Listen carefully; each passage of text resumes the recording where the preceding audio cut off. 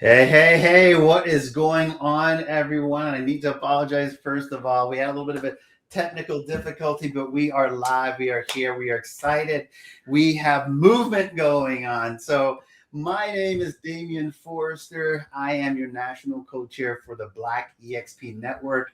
It's a community based on professional development and production growth, and, as well as mentorship, collaboration, creating ownership, and generational wealth through real estate, expanding representation. Like, I'm the only Black realtor here, probably in Montana. That's how I feel sometimes. And opportunity in this industry. So, building a national relationship that translates not only into referrals, but influence. So, today is not just another interview. Today is about leadership and capacity, identity, and expansion. And a real estate professional, brokers, teams, and entrepreneurs, we operate in an industry where performance is visible, measurable, and often unforgiving. So deals fall apart, market shifts, pressures arise, and expectations grow. And moments like that, strategy alone is not enough. So skills is not enough. The separator is mindset, resilience, emotional intelligence. That's why today's conversation matters.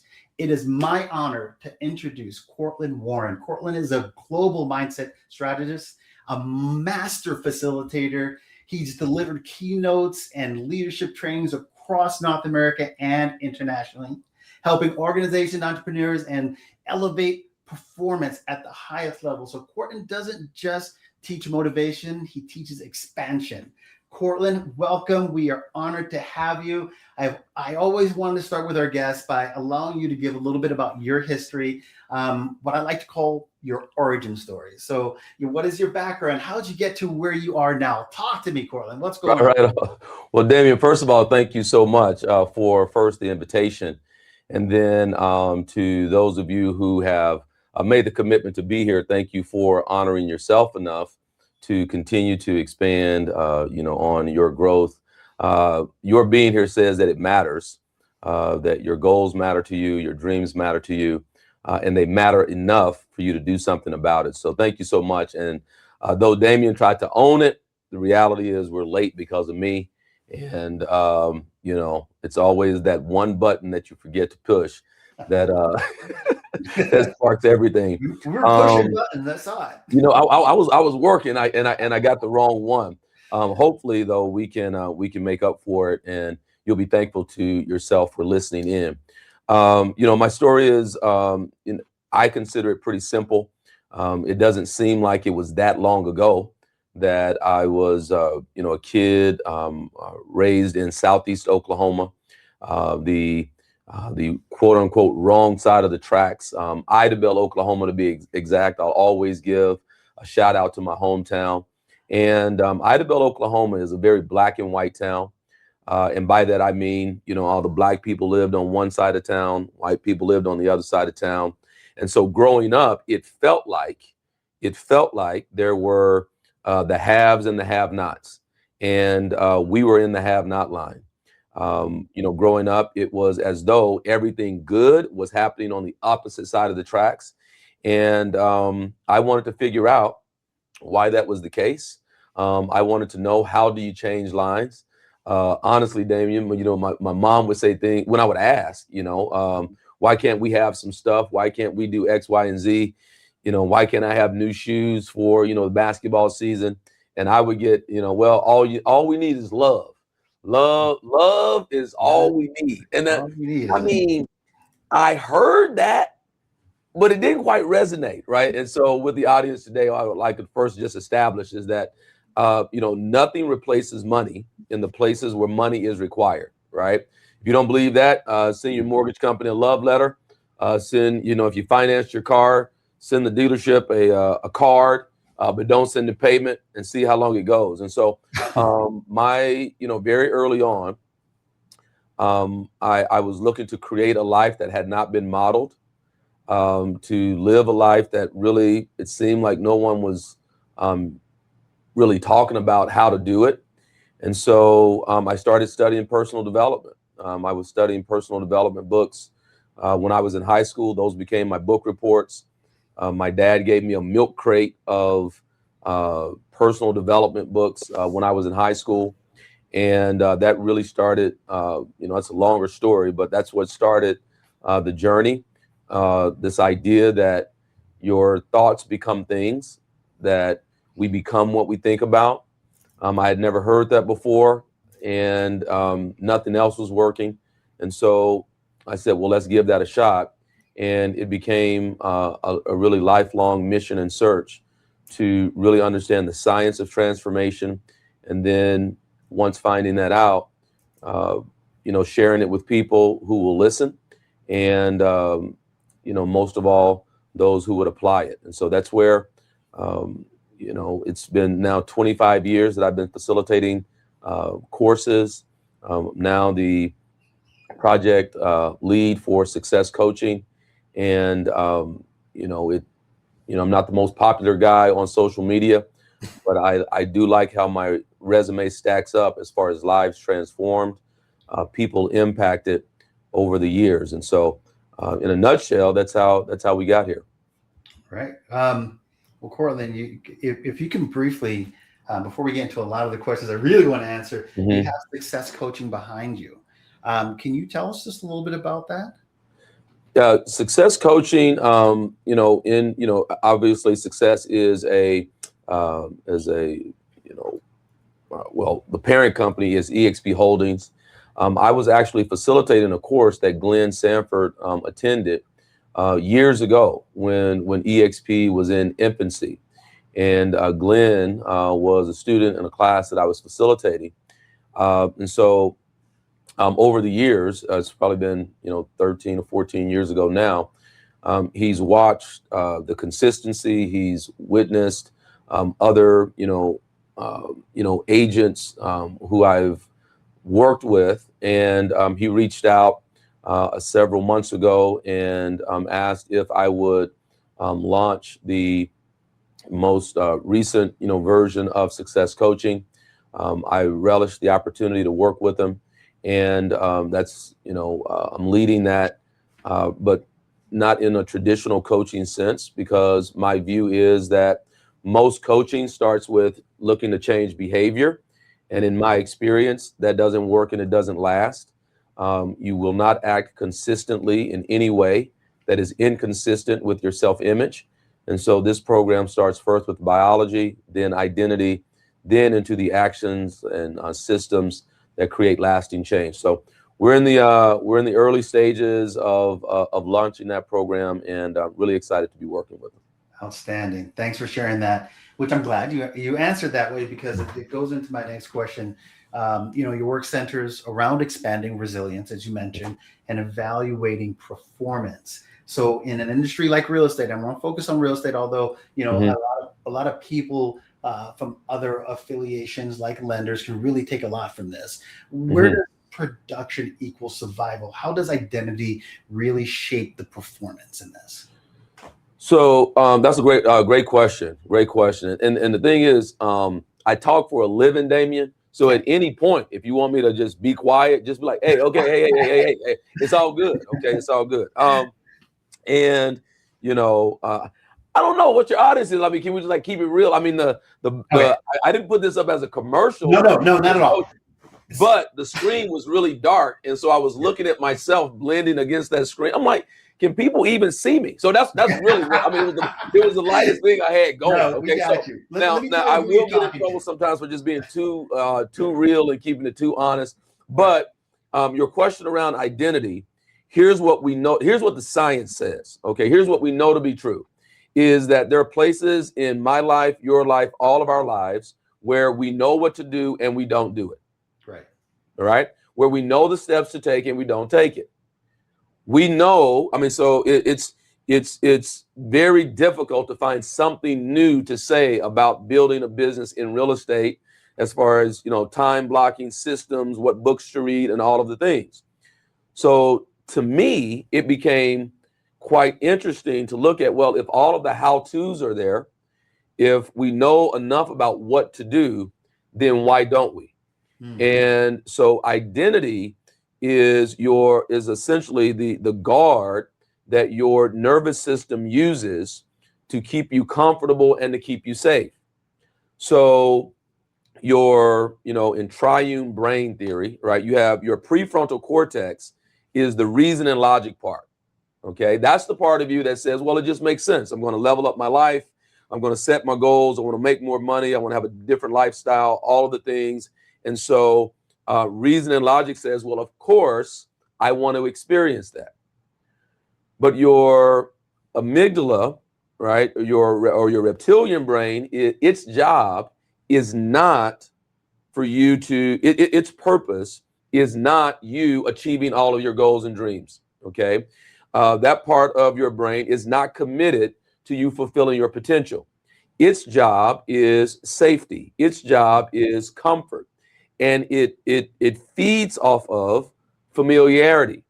It feeds off of like things that are routine, right? Common, like what we know already, right? Your comfort zone. So when a person says, okay, I'm going to level up my life, well, your amygdala, which controls fight, flight, or freeze, it governs the fear response. What its job is to make sure that you're safe. Its job is to make sure that you survive. So what happens is, as it relates to identity, is if your nervous system is not regulated, if your nervous system does not feel safe to move forward, then you won't do the thing, because your nervous system is very committed to you surviving and you remaining safe. And so even though reason and logic says, well, of course, because there's more money on that level, there's a greater lifestyle on that level, your amygdala is saying, well, but we haven't been there. We don't know what that is. So it perceives things that are unfamiliar as dangerous. So when I hesitate, or when you hesitate, your nervous system reads that as danger. When you second guess and when you doubt, your nervous system reads that as a threat. So when you procrastinate, your nervous system interprets that as a threat. So therefore, your identity is essentially the accumulation or the culmination of all the beliefs that you have from your life experiences that have shaped your belief structure. And your belief structure has to match the level that you're aspiring to. Otherwise, you won't take the action, even though you know what to do. And I would imagine that your listeners can totally relate to that. So, you know what to do. It's like going shopping on Rodeo Drive in Los Angeles, Hollywood, right? It's like we're window shopping. Like we see it, we see what's possible, we see where we could be, we see what's available for some. Like you might even see some people in the stores, but until your identity matches, you're essentially on the other side of the glass, but you see it, but you can't access it. And that's the way it remains until or unless your nervous system says it's okay to move forward. All right. So coach me on this. All right. Probably this is an example. This is me personally. Gotcha. Okay? And I am sure this is probably other people too, but on a different topic. I mentioned before, the first Black agent, realtor in the state of Montana. I'm very proud of it. Right. I want to build this platform where that I have a podcast to help other Black and brown individuals in the state of Montana to share their story, so that we can expand nationally. That's something I want to do. Okay. The past 2 years now. Right? Okay. What do I feel? What do you think is stopping me from doing that? Because I have the resources. Mm-hmm. I mean, I have the podcast. Yeah. You know? I mean, I'm ready to go. But what is it? What do you feel that might be? Is that what you're talking about? That fear? Mm-hmm. Is that where you see where I'm going here? Yeah, no, I do. So it's like, I got all the stuff. You got all the tools. Yeah. You got all the equipment. You got, you have the idea. You have, you have the platform. You have a route. Okay. So all of those things are in place. Now, when it comes to you taking specific action on it, okay, what are the places where you know what to do, but and this is not a rhetorical question, but what are the places where or actions that you know to take, but you don't? So Bring to mind an action that you know to take, something that you've been saying that you were going to do for a while, but you haven't taken that action. And when you look at coming up on taking that action, what's the internal dialogue or the conversation that you have with yourself that keeps you from doing it, or at least keeps you from doing it fully? What happens for you in that moment that it's time to act? All right. You asking me that question? Mm-hmm. All right. I would say that I'm so worried about being financially stable to worry about my deals and everything else, that what is this going to do for me right now? Right. Okay. I know it can do not only for me, but it can do a lot for other people. But I need to worry about this first before I can do this. Okay. Now you use a very powerful word there. It says, so I have this income that is stable. I need to make sure to stabilize this income right now. Right. So if I actually jump out there, okay, and go all in with what your vision is, it brings or it introduces a risk to what is already solid, what is already stable. And so we don't want to okay, so how can I do it without disrupting what is already set, what is already settled? Okay, so you use some very key words there. It's almost like so you use some very key words there. So it's like your nervous system is saying essentially, Amy, do you realize how hard we've worked to get to this? Now, we're not going to just go out there and risk what is already solid and stable for something that is not quote unquote guaranteed. I mean, we're not going to risk what's solid and stable for something that we're not even sure is going to work. We're pretty convinced that it will work, but we don't know for sure that it's going to work. And so your nervous system has acclimated to what is solidly in place. And so the idea of stretching beyond what has now become, it wasn't where you are now wasn't always comfortable. All right. There was a point where you were just getting started. So what you've built and created now wasn't always a comfortable place. So your nervous system has acclimated to the level that you are now.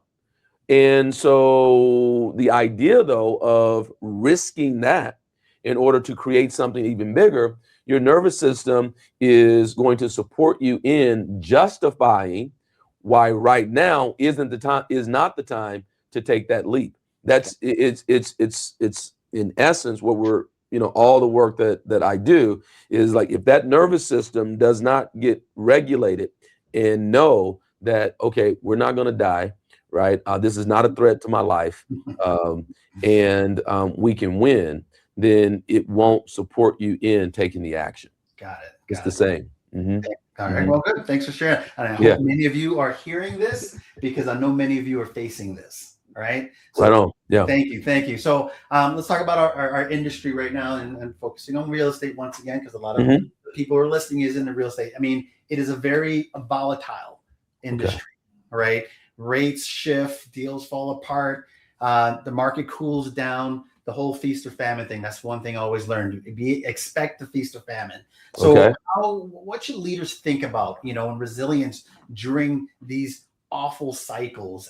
Because I'm leading into what you speak about in this resilience quotient, right? Okay. You mentioned it. I was studying you, right? Okay. I see. Yeah. So I would like to go from there to there, if that's possible, so you can share. No problem.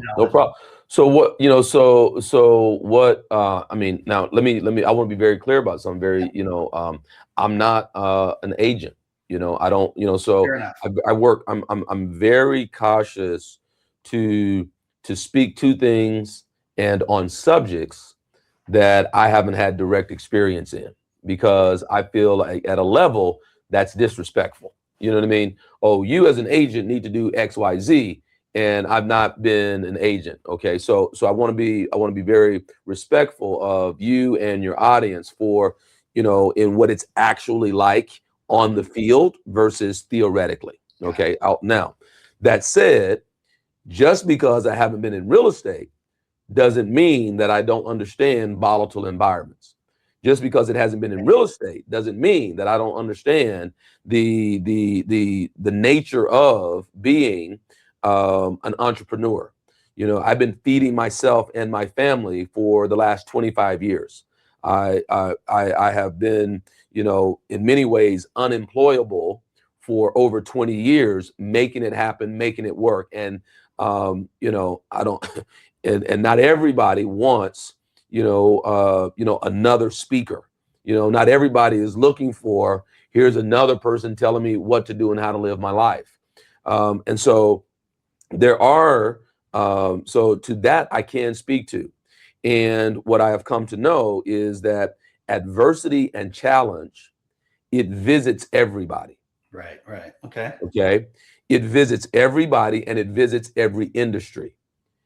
And there is not a way that I have been able to find for you to set your life up or to set your business up where there's not adversity and challenge. Okay.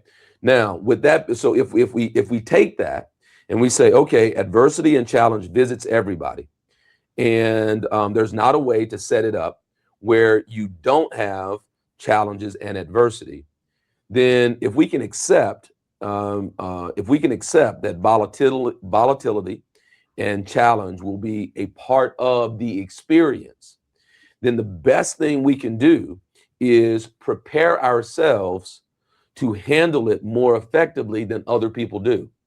So the best thing that one can do is give themselves a competitive advantage. If it's true that adversity and challenge is going to visit, you know, Damien and Courtland alike, Damien and Courtland and Mario, I believe. All right. So if we say that Courtland, Damien, and Mario in their lifetimes, they're not going to get through it without adversity and challenge, then the thing that Courtland can do or Damien can do or Mario can do is ensure that when challenges and adversity comes, they are equipped to handle it faster than other people. That actually gives you a competitive advantage. So what to be thinking about is growing yourself.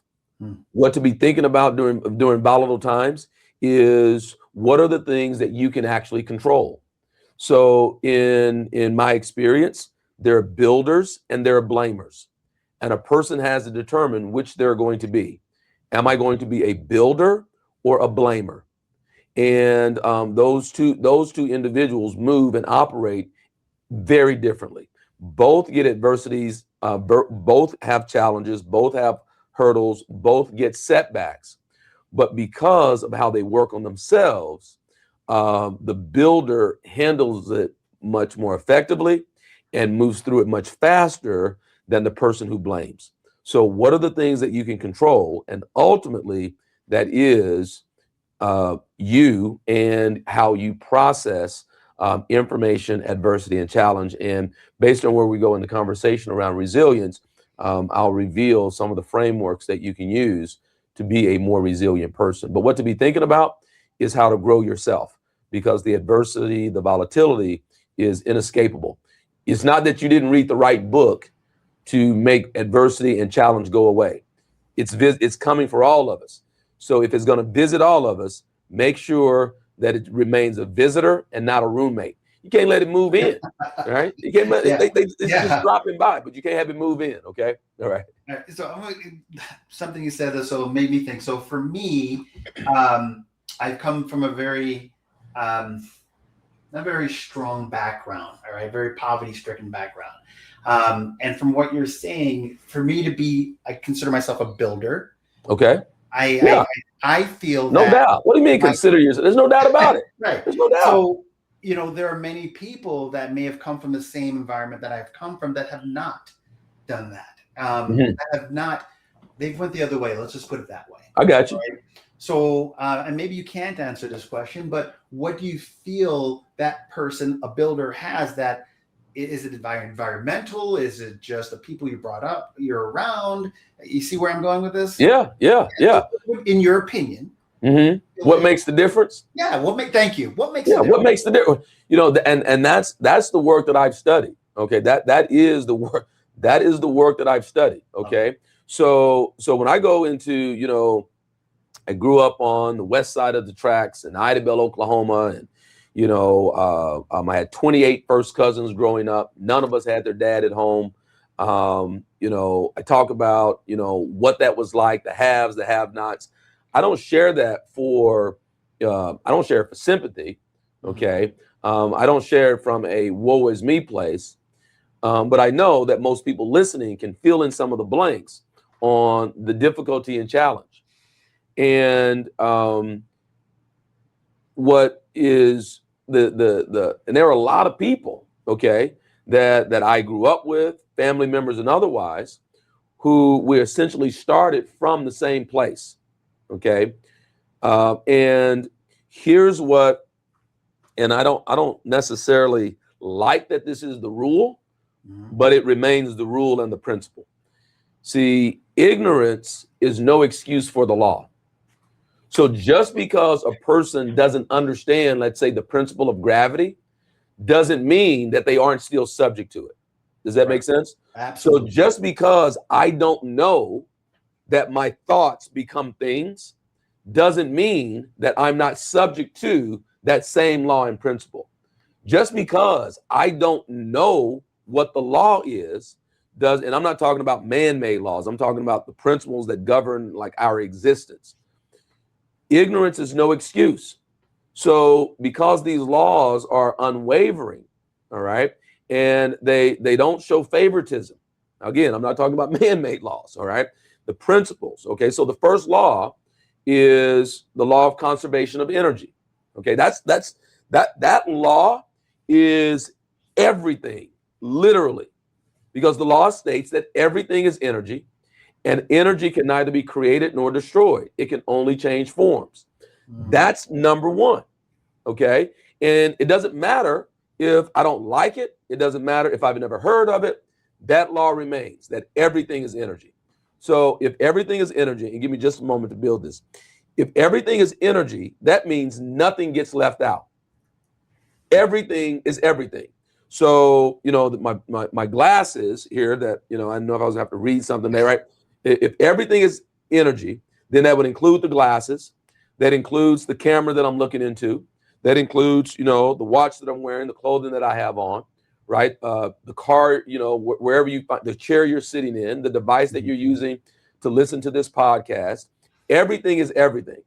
So if it's everything, then nothing gets left out. Okay. Now, that means then that your business is an expression of energy. Your health is an expression of energy, because everything is energy. So your relationships are an expression of energy. Your bank account is an expression of energy. Why? Because everything is energy. And then it goes on to say that energy is neither created or destroyed. It can only change forms.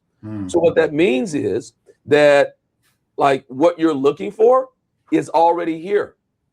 It's just it is being expressed in a different form. The next law, and the highest form of energy, is a thought. So before there were these glasses, there was the thought of the glasses. Before your business, there was the thought of your business. Before your business expanded, there was the thought of your business expanding. So the highest form of energy is a thought.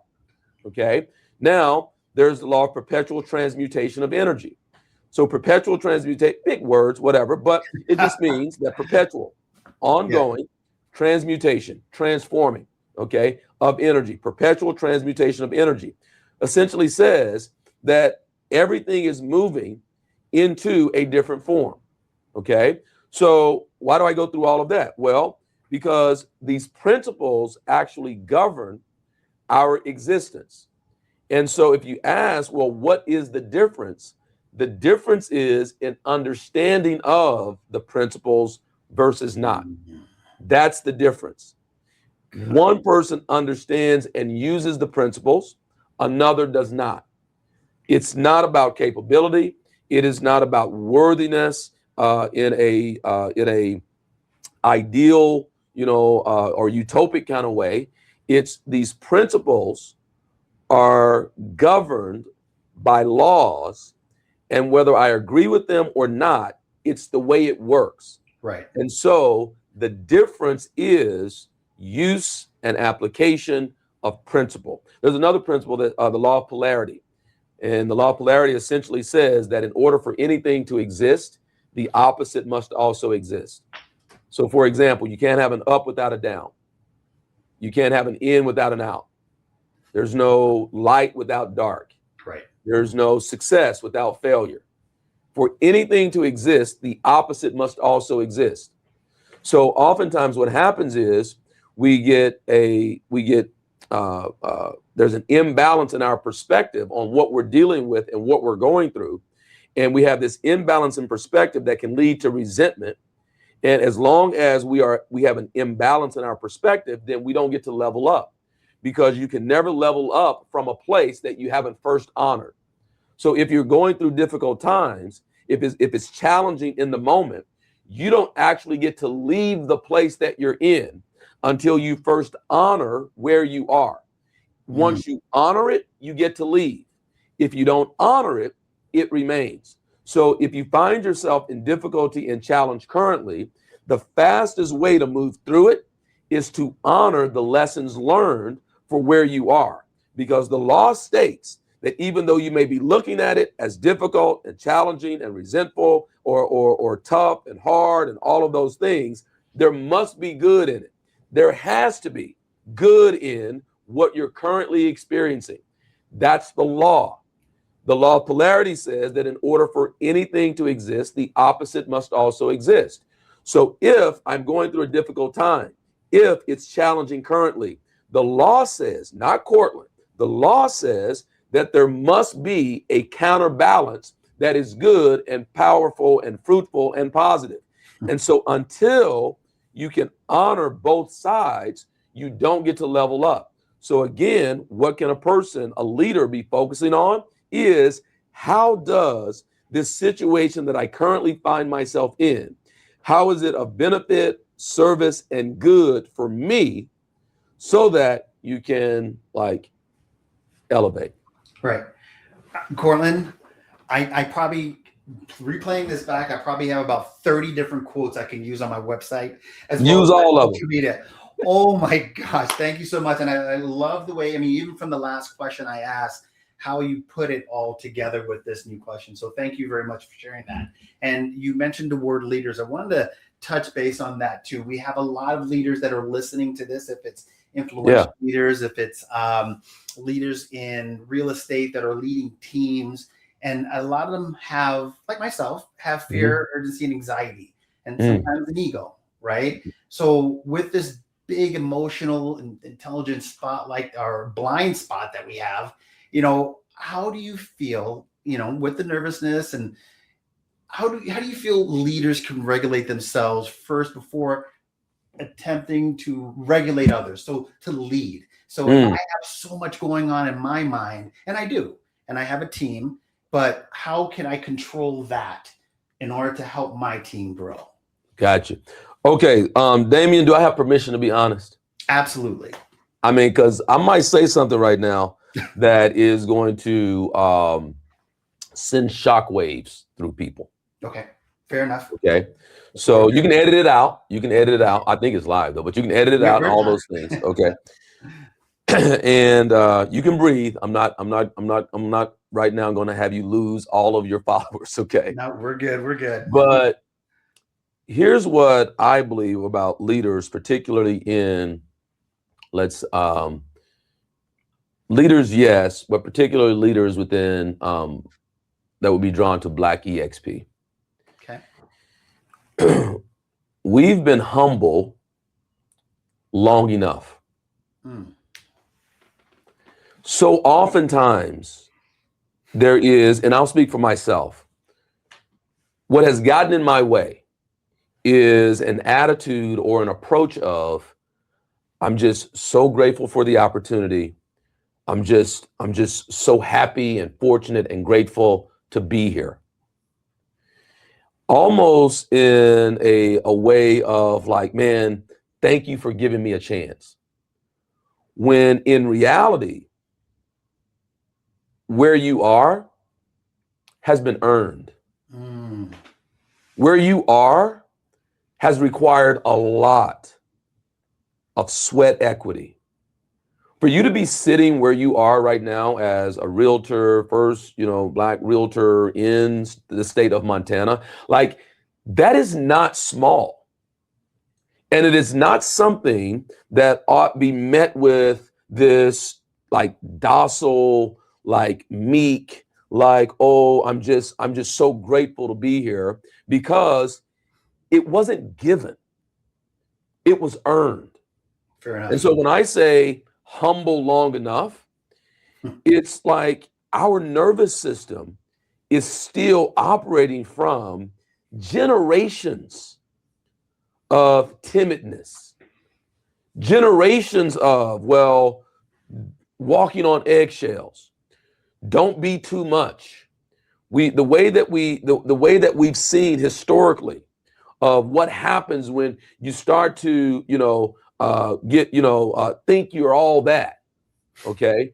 And as a result of that timidity, that hesitation, that self-doubt, and that second guessing has become entrenched in our nervous system, and we're moving with fear, even though we have a lot to give.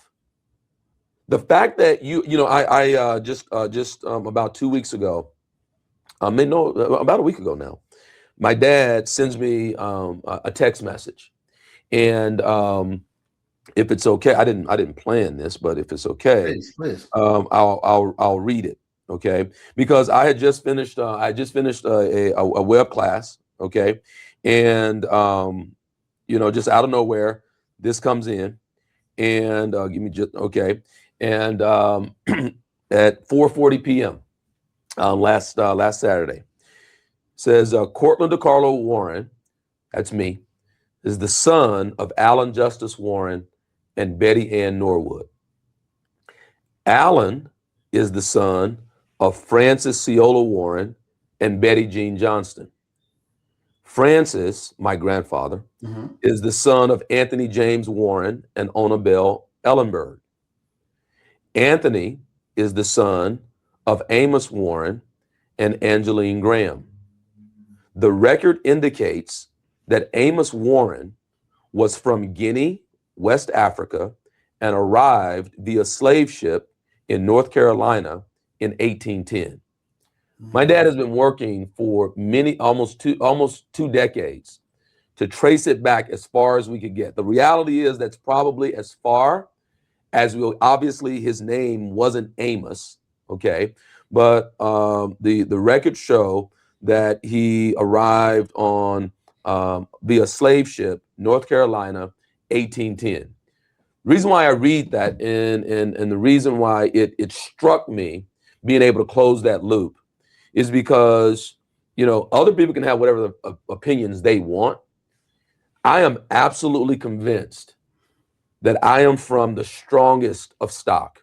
I am absolutely convinced that my being here represents when it comes to resilience and strength and mental capacity, right? When I consider what was endured in order for me to have this opportunity on this podcast with this group of people sharing with you, I have the strongest of conviction that I represent the best of the best, the strongest of the strongest, the most resilient of the resilient, and it's unapologetic. That is my position.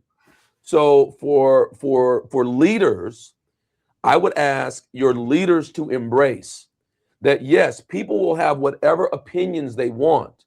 You know the truth. It was not given. It was earned. Yes. And so therefore, be unapologetic in your approach to whatever you're creating next, because that also will not be given. No one is coming to save you. It will not be given. It will be earned. And just as you have earned the place where you are currently, you'll earn the level that you are aspiring to. And when it's earned, you get to own it because it's not given. So as a leader, knowing that, right, and recognizing that your existence here at this time in history,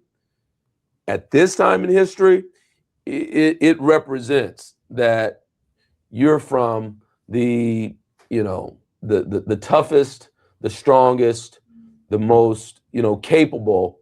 And I say move unapologetically with that, because humility is not diminishing your light.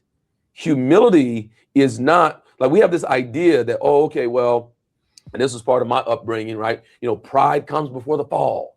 And, don't get too excited. Don't get too excited because, something will come through to humble you. Almost like there's this esoteric being in the sky that is appalled that you would actually get excited about an accomplishment or achievement. And so therefore, I'm going to come through and humble you because you got excited about achieving a goal or a dream. I view that as utterly ridiculous. Utterly ridiculous. Celebration and acknowledgement is a very important part of the achievement cycle. And that's because whatever you give emotion to, you attract more of.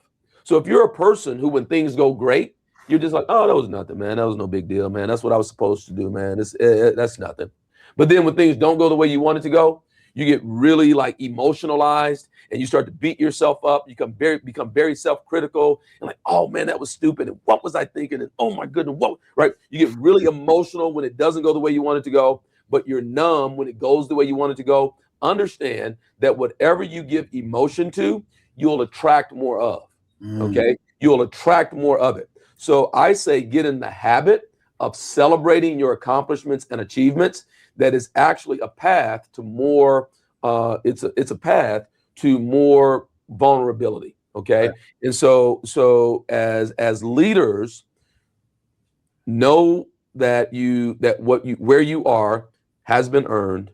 Acknowledge your achievements because you get more of whatever you emotionalize. And then 3, back to understanding and knowing the principles that govern manifestation and transformation, because ignorance is no excuse. We are subject to them whether we are aware of them or not. Right. Gosh. Strong. Thank you very much. And I got more questions on that, but I know we have to move forward. I mean, for me, my strength comes from my mother. That the individual that she slept on trends with me and my twin sister. Right. And to be where I'm at right now because of her not having a father around, this is where I take all my growth, expansion, and everything else from. So I get it. So thank you very much for sharing that. Let us talk a little bit about those that are those high leaders that are fair.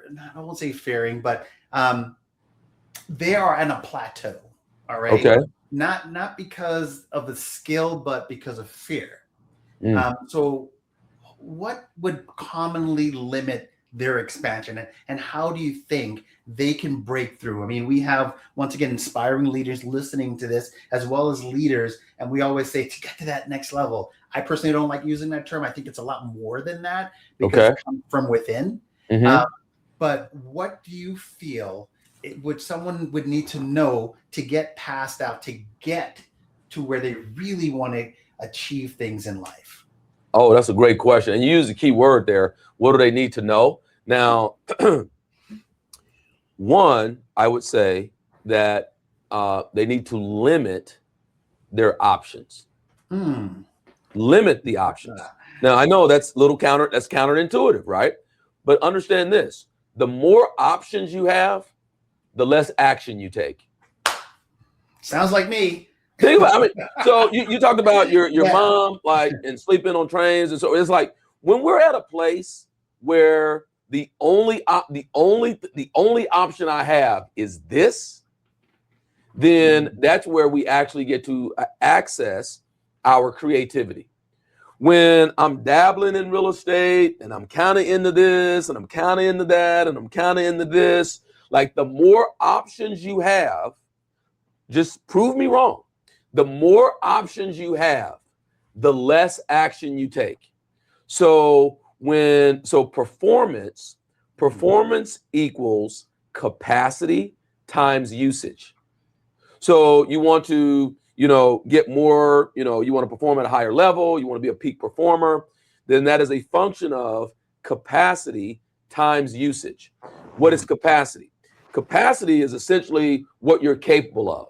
It's the knowledge that you have. It's all the ideas that you have in your mind. It's the books that you read, the courses that you've attended, the podcasts that you listen to,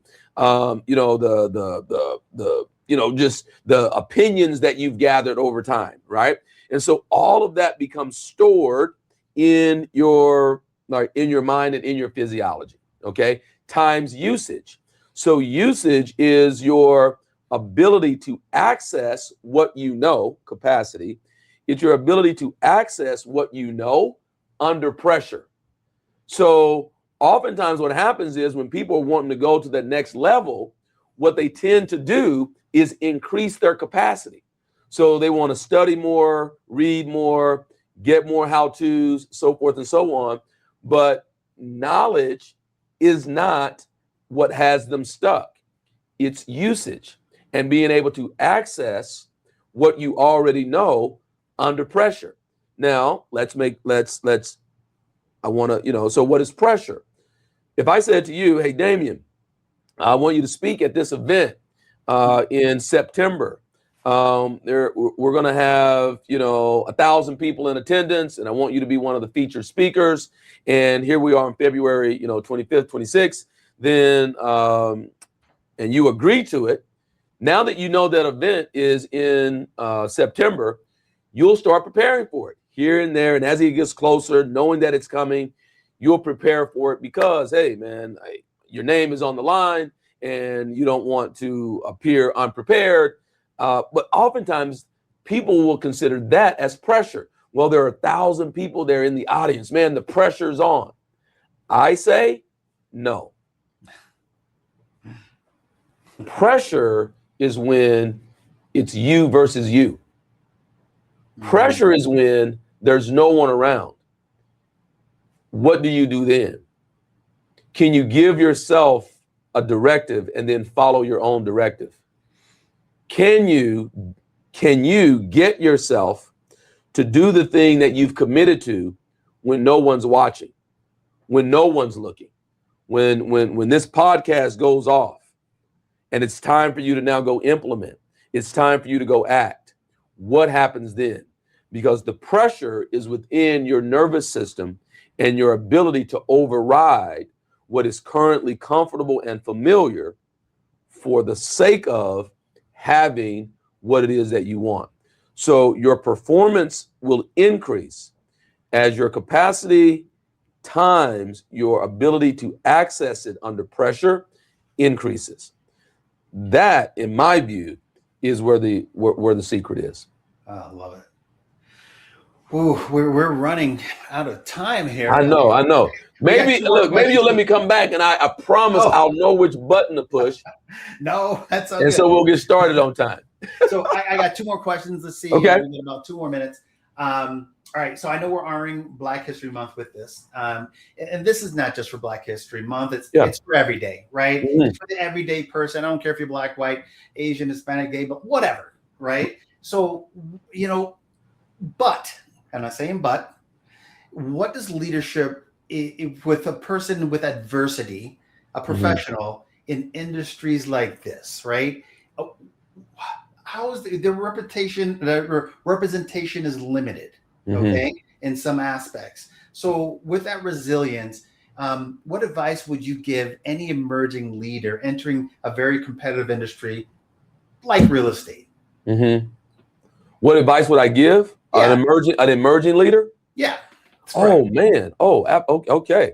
Right. It doesn't have to be real estate. Once again, everybody's watching. I got you. Okay. Right? So as an emerging leader, understand that everyone, my personal view is that everyone has something remarkable to offer the world.